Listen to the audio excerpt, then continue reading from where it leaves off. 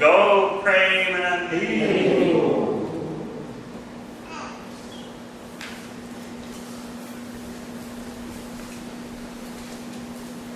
Om Namo Bhagavate Vasudevaya. Om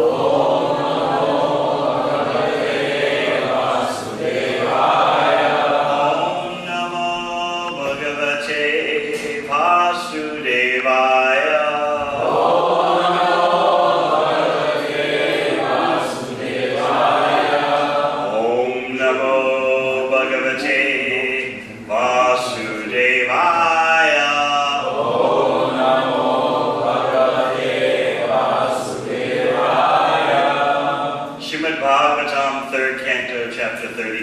Entanglement in fruitive activities, text 38. Jivasya samsritir bhavir avidya karma nirmita yasvanga pravisannatma naveda gatyamatmanaha samsritir bhavir vidya karma nirmita yasvanga pravisannatma naveda gatyamatmana jivasya samsritir bhavir vidya karma nirmita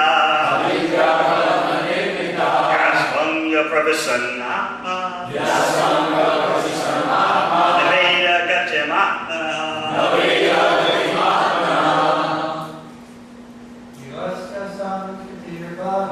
Jivasya samsritir bhavir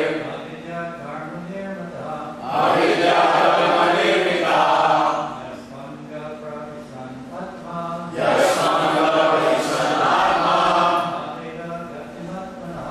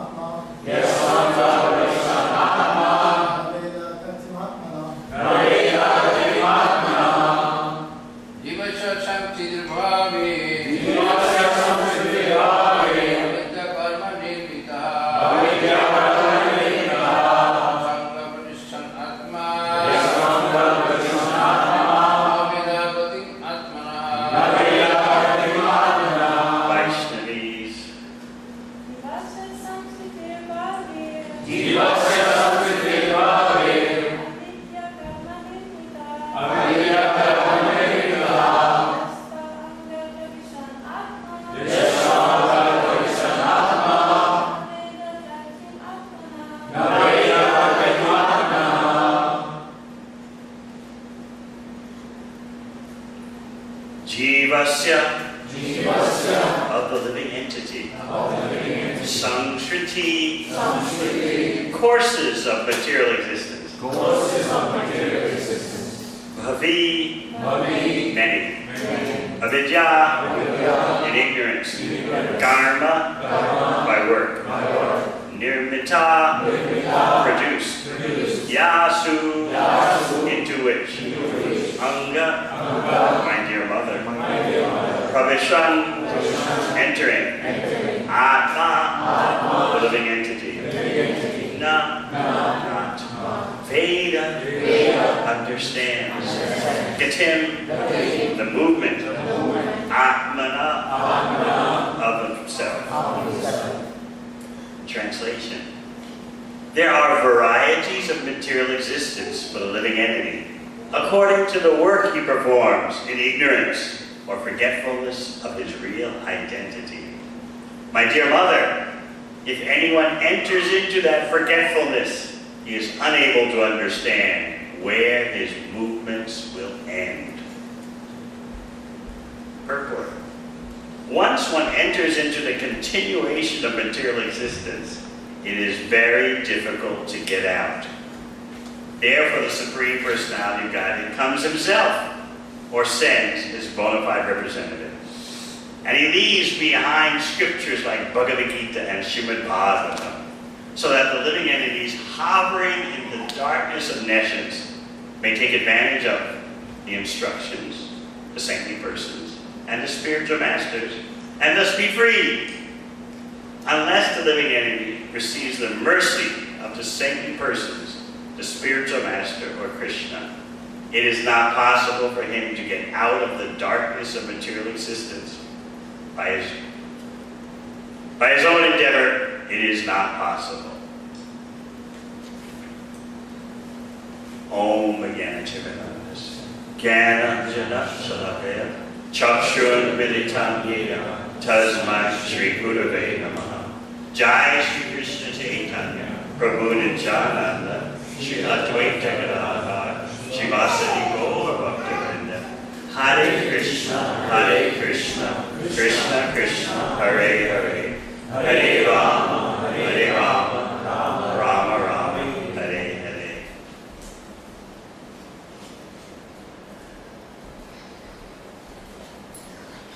Lord Kapila Dev is giving the greatest affection to his mother by explaining to Devamrita the mysteries of material existence.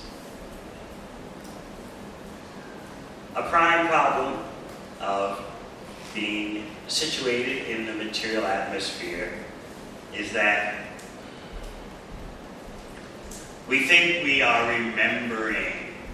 We think that we are awake and we are full of remembrances. And in this way, we live our life based on the feeling that we are competent in our affairs, that we are experienced in our activities. What Lord Kapila Dev is explaining is that all of material existence is based on forgetfulness, ignorance, avidya karma nirmita. The activities we do, the work, is produced by ignorance. But we get the false sense of competence. I'm expert. I'm arranging my life's affairs very nicely. My household affairs are moving on well. My children are doing well. The business is doing even better. In this way, we get some false sense of security and gratification. But Lord Kapila Dev is explaining that the entire context of material existence is ignorance. Ignorance means forgetfulness.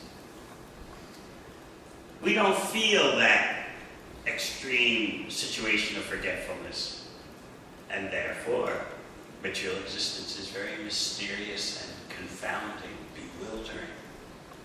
We think we are awake when actually we are sleepwalking. experience of sleepwalking. Yes? Yes. And I had to take some pharmaceuticals that were affecting me because I wasn't used to such artificial, synthetic drugs. So, yes, they would make me get up in the middle of the night and start walking. And then I would wake up and realize I had been walking. So I even had to, while I was undergoing these pharmaceuticals, I had to make sure any room that I slept in, I had the door locked and like a suitcase in front of the door so I couldn't open it. We're sleepwalking through life and thinking we're wide awake. We should ask ourselves, where do we get this false sense of competence from? I'm on top of everything. I'm executing very nicely. All my affairs are in order. There's some problems, but I can cope with them. I can handle them. Where do we get this false sense of confidence, competence? Krishna explains in Bhagavad Gita, Ahankara vamudhatma kataham iti manyate. Due to the false ego, we think everything is in order and we are making progress.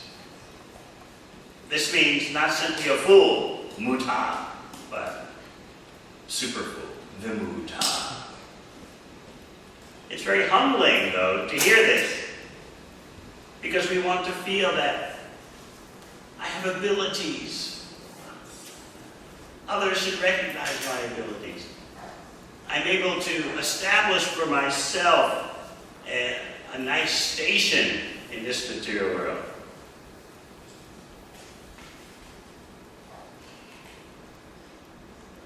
In the age of Kali, someone is glorified if, Shukadeva Goswami explains, they can nicely maintain a wife and one or two children. Daksham Kutumba Bharanam, the 12th canto of Bhagavatam says, if a man can simply maintain a small family unit, he's considered daksha, expert. So we give ourselves this sense of expertise. Of course, we want to encourage not only devotees, but anyone to be responsible in family affairs. But Shukadeva Goswami's point is that it shouldn't be such a big deal, but in the age of Kali, it is a big deal. We were explaining last night how the divorce rate in the USA for the first marriage is just over 50%. For the second marriage, it's 65%. And for the third marriage, it's 75%. So people have trouble just maintaining relationships. It's become so problematic. If you go to any bookstore or go online for books, there's so many titles, how to have relationships. It becomes such a mystery. How to say yes, how to say no. Relationships in which you say no too much. Relationships in which you say yes too much. On and on it goes.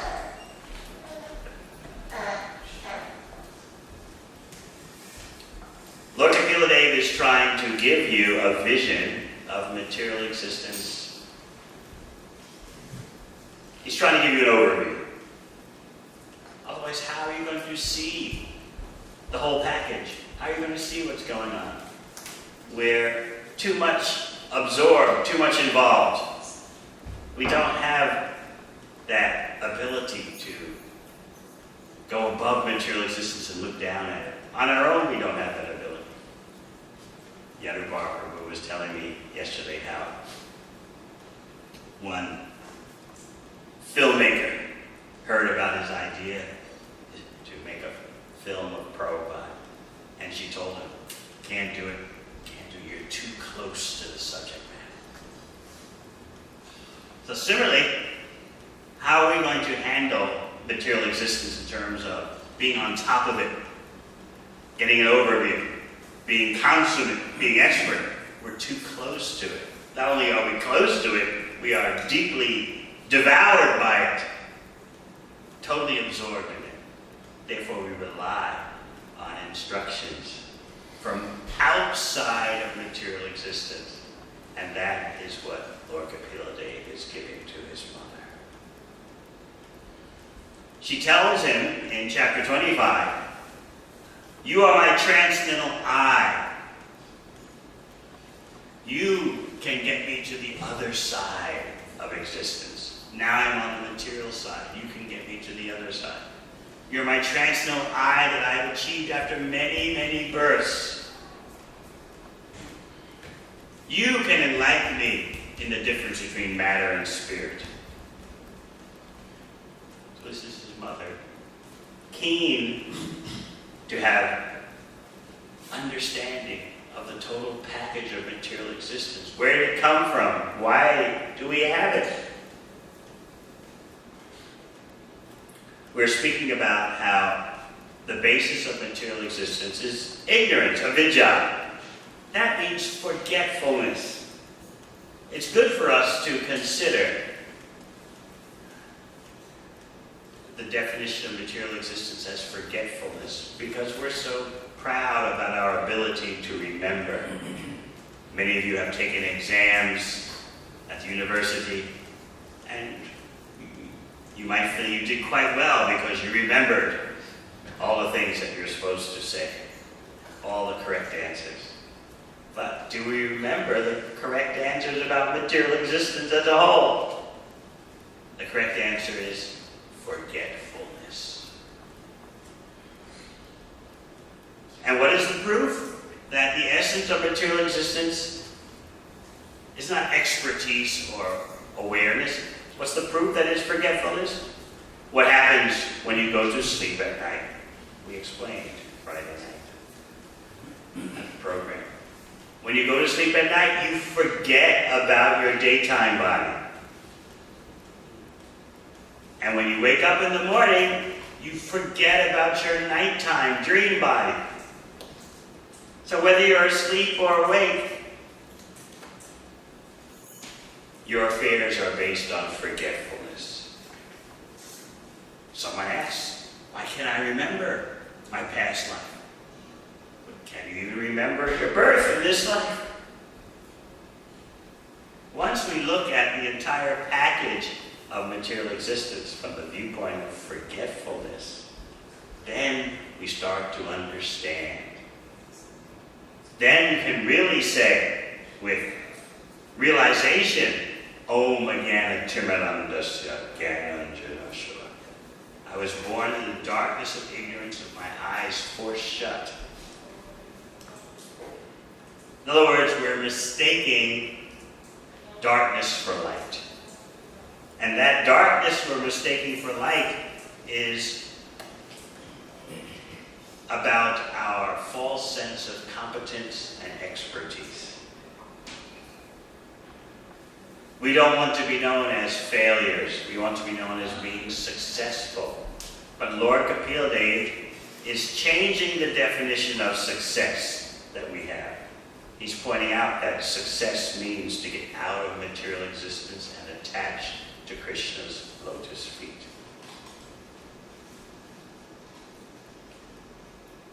In the previous verse, text 37, he says, Prabhu cham bhakti yogasya sarupam te chaturvidam kalasya chavyaktakate yontar tavati jantushu.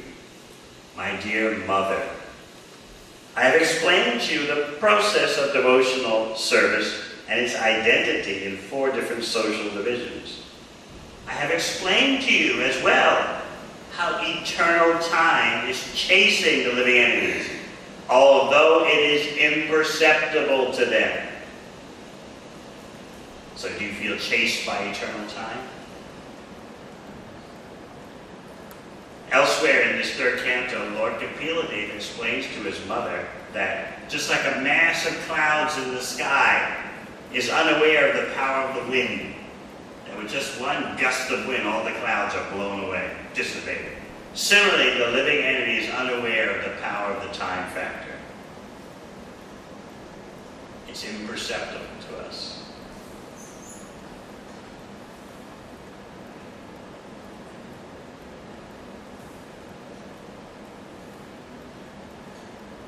In today's verse, Lord Kapila is saying, "My dear mother, if anyone enters into that forgetfulness," meaning, if anyone enters into material existence, he is unable to understand where his movements will end. Now think about it. What does that mean for you? I'm unable to understand where my movements will end. Well, I have my career planned out. I have my vision for how to rise in my employment, how to increase my business. I have a vision for what my children will do. I have a vision for how to solve the mortgage payments on the house. I have all that understood. So what do you mean I'm unable to understand where my movements will end?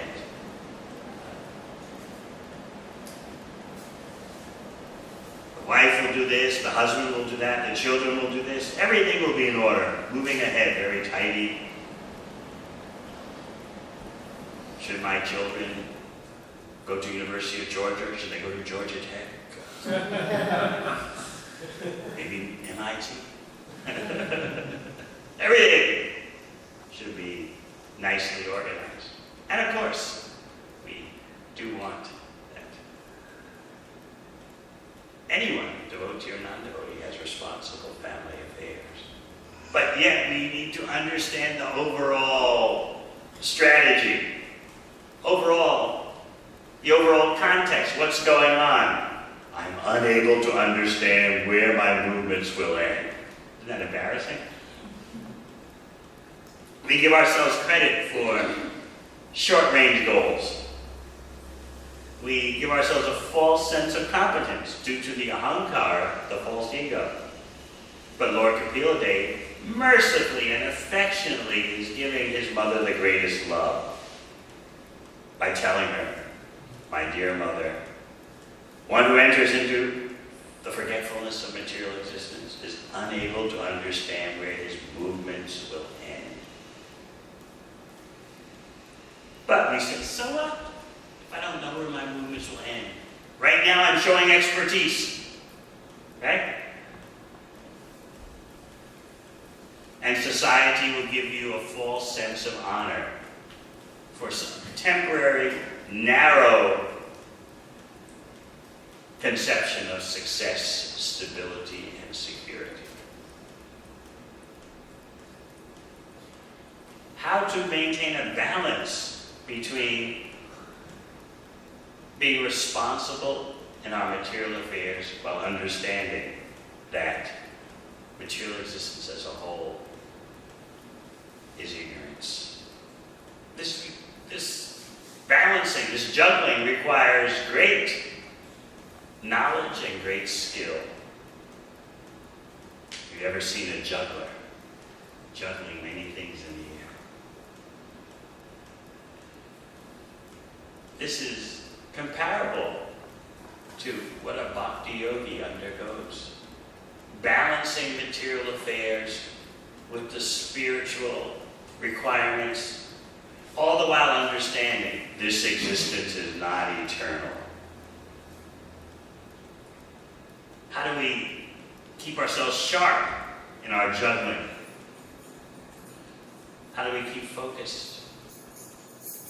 Regular hearing is so important, just as Lord Kapila is speaking to his mother.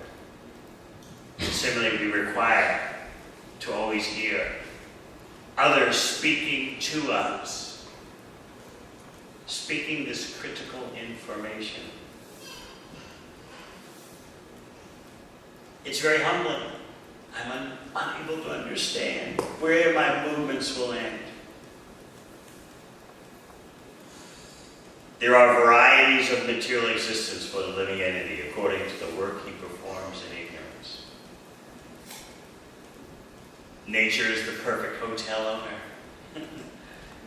It has perfect rooms to fit all the different types of travelers.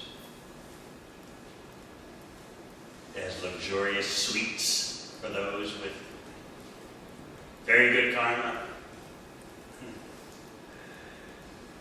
It's got, the hotel of nature has dog houses in the back for those with very bad karma.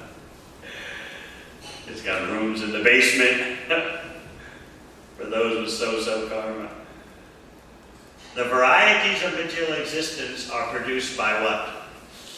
They are produced by varieties of desires.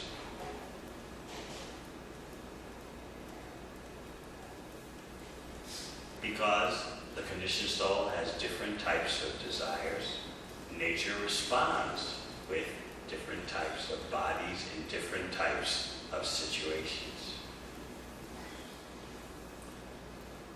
A devotee is taught to see that.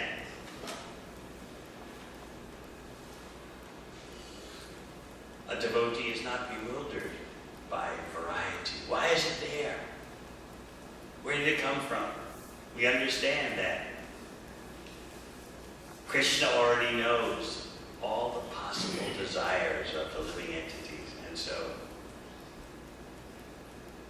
under the direction of Krishna, nature is supplying the perfect batch of bodies to suit all the batches of desires. In that way, material existence is quite wondrous. How this is happening. Lord Kapila Dev wants his mother to be completely situated on the spiritual platform. He's going to leave home eventually, just as his father, Gardama Muni, left home. So will Lord Kapila Dev.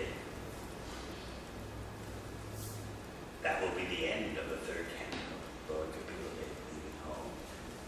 He's given the greatest love, he's given the greatest affection to his mother. He's taught her thoroughly about the riddles of material existence. That is real love. Material existence will always run its course. It will always have its waves. Yadu Babu and I were discussing yesterday how we can never expect material nature to stop doing its thing. You might think, I'm at a certain age right now, but in the future I can look forward to material nature calming down and leaving me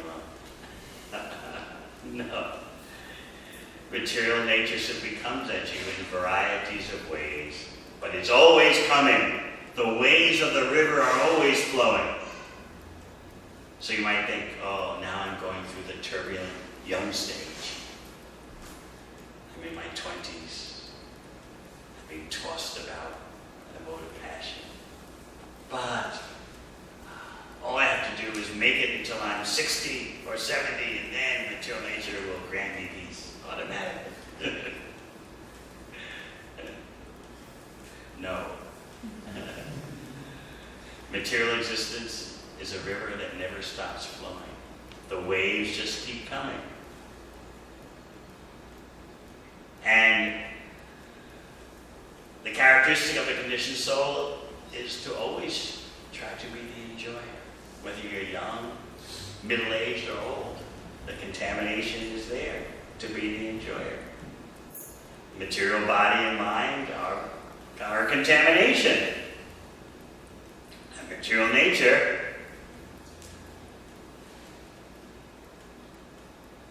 will not grant us any vacation. Raghunath Das Goswami points that out in his prayers. I've served my senses so faithfully, so nicely, but still they'll give me no holiday time. Not even when you get old. You think that old persons, they're no longer feeling the waves of material existence? The waves must be there. The what is our shelter? What is our solution? Our solution is not to wait for when we're older and then material nature calms down. Sometimes it's sin. As a young person, I will fully devote myself to material affairs, and then when I'm older, when material nature calms down, then I'll focus more on spiritual development. Material nature never calms down. Srila Prabhupada was discussing with some disciples the verse, the standard Vedic injunction, Panchas Surdvam Vanam Vrije. When you're 50, it's time to head to the forest. 50 years old means yellow light, the red light's coming. According to the classic Vedic system, the man marries at 25, immediately has a male child, so by the time the man is 50, his boy is 25 and able to take care of his mother and any younger brothers and sisters. So therefore, at 50, there can be vanaprastha. We don't have this ideal Vedic society today. But anyway, the devotees were saying to Prabhupada, so this Vedic injunction, Pancha Surdvam Vanam Vrije, does it mean that when you're 50, everything just becomes peaceful and your family life becomes resolved and material nature calms down? Therefore, vanaprastha. What was Prabhupada's response? He said, it'll never calm down. The intricacies will never end. Simply, at 50, that's it.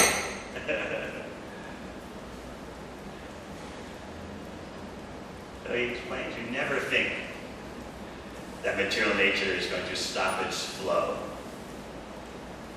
It'll go on and on and on, producing complication after complication, intricacy after intricacy. So never expect peace from the illusory energy. Only expect forgetfulness. So what are we going to do then? What is Lord Kapil Dev's solution? He's talking to his mother. You might think she's going to be very discouraged hearing all this. Forgetfulness so intense that one is unable to understand where his movements will end. Eternal time, chasing the living entities, although eternal time is imperceptible to see. There's another verse in the third canto spoken by Lord Kapila Dev. Jantarvai baba etasmin yam yam yona manuvraje. Material nature is such that no matter what type of body the jiva takes, the jiva thinks, this is natural, this is everything as it should be. Every body, material body, that the conditioned soul takes feels suitable and you feel at home in it. You feel cozy in your body due to the effects of illusory energy. So, what hope is there for us being absorbed in such ignorance? Rather than taking shelter of the material energy, certainly we don't want to do that. Or, rather than waiting for material nature to calm down, which will never happen, especially in Kali Yuga, we increase our shelter at the holy name of Krishna. Then we see Kalaya Dosha Nidde Raja Asti Eko Maharaj. Then we see that although the age of Kali is an ocean of faults, just like you can't count the waves in an ocean, similarly you can't count the waves or the faults in Kali Yuga, still, Asti Eko Mahanguna. There's one good thing. And what does Shukadeva Goswami insist? Only one good thing. Asti Eko Mahanguna. If you're looking for more than that one good thing, you're wasting your time. If you're looking for material nature to slow down, become peaceful, now that you're 50, 60, 70, you're wasting your time. What's the only one good thing? Simply by chanting Hare Krishna, you can cross over the ocean of material existence. Kirtanadeva Krishnasya Mukta Sagar. It's the only good thing. Becoming older is not a good, not the solution. Oh, when I'm older, I'll be wiser, the passions will die down. Can't trust material nature for any. It doesn't give you any slack. It doesn't give you any benefits. No mercy from the material nature. It just goes on and on and on. And it comes at you in varieties of ways. It's the same package of meshes.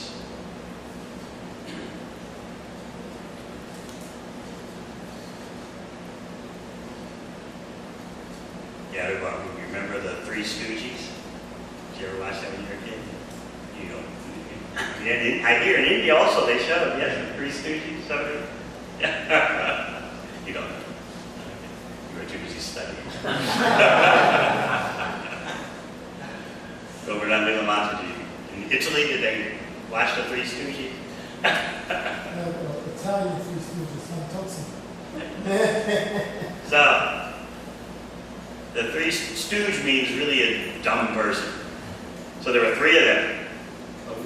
One was especially dumb. So that especially dumb one would do especially dumb things. They all did dumb things, but the especially dumb one did especially dumb things. And whenever he would do that, something especially dumb, the smartest of the dummies would hold up his hand. Remember that? Pick two fingers. And so the dumbest of the stooges would pick this one. And then the smartest of the dummies would pick his eyes. Remember that? 5 minutes later, the dumbest of the stooges would do something stupid again. And again, the smartest of the dummies would say, pick two fingers. So the real dumb stooge would, okay, last time I picked this one, I got stuck in the eyes. Now I'll pick this one and this one. Same thing.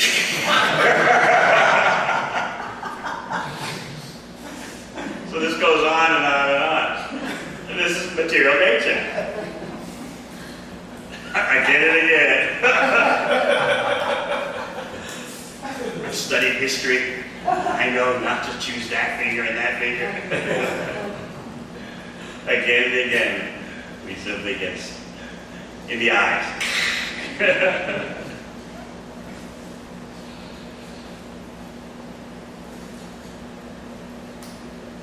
Srila Bhaktivinoda Thakur says that the holy name of Krishna is the only thing to be had in all the planetary systems. There is our hope, there is our shelter. We don't expect material nature to grant us any reprieve. The secret of success for devotees is not to wait for material nature to calm down, but to increase our shelter in chanting Hare Krishna. When we're feeling the pressures of material existence, we take it as incentive to become more attached to chanting.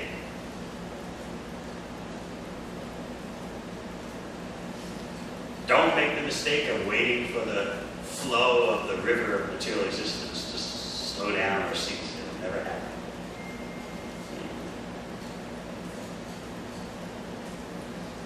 Especially as we become older devotees, we need to increase our shelter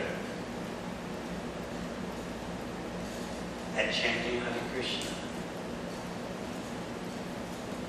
The body, the mind, they'll always do their thing. The other Maharaj was quoting a verse from Bhagavad Gita. Puryamana Achala Pratishta. Just like so many rivers pour into the ocean, but the ocean is not disturbed. It doesn't go beyond its edges, except when there's climate change. But normally, the ocean does not exceed its limits. Similarly, so many desires may come to the transcendentalist because of the material body and mind. The material body and mind are composed of karma. But we're not the material body and mind. So we're actually not our karma. But how do we maintain the difference? Simply by chanting Hare Krishna. So especially older devotees need to take increased shelter in chanting Hare Krishna. Rather than hope material nature will slow down. Oh, now I'm 60, now I'm 70. At last material nature will grant me peace. No way. Material nature means harassment.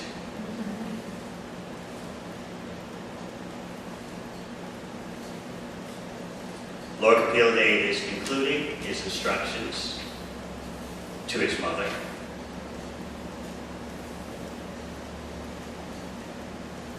He's giving her the greatest affection, the greatest love.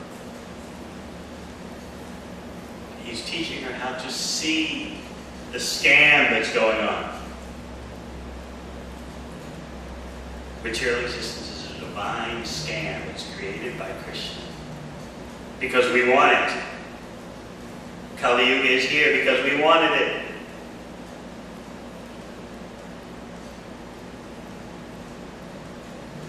If you study these instructions by Lord Kapil Dev in the third canto, you'll understand material nature thoroughly. You won't be fooled. But don't think, I have read it once, now I understand. Okay, that's it. No. Material nature is always marching on. Our bodies and minds are composed of material nature. Therefore, repeated hearing is necessary. We should never feel safe.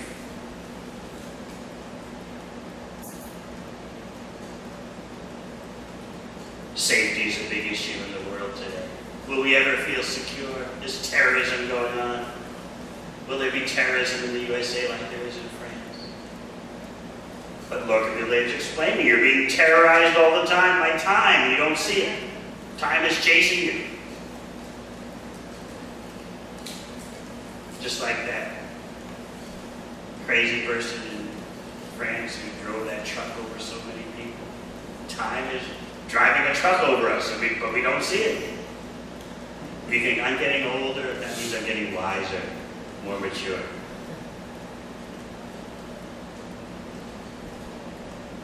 Our position as a devotee is, no matter what phase material nature throws at us, we simply take more shelter of chanting Hare Krishna. When you're in your turbulent 20s, you have to take shelter of chanting Hare Krishna. When you're in your so-called peaceful 60s and 70s, you still have to take more shelter of chanting Hare Krishna. Because then material nature tries to shake your tree. Oh, don't you remember what you did when you were younger? Don't you remember the enjoyment you had when you were younger? And the memories of your indiscretions when you were younger flood your mind.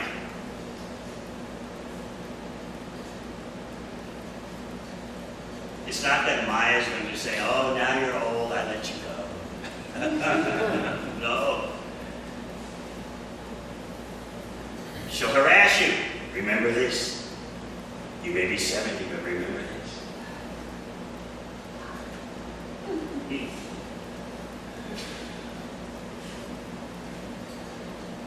We only expect peace from Krishna, and expecting peace from Krishna means expecting peace from Nama Rupa, Krishna in the form of chanting Hare Krishna.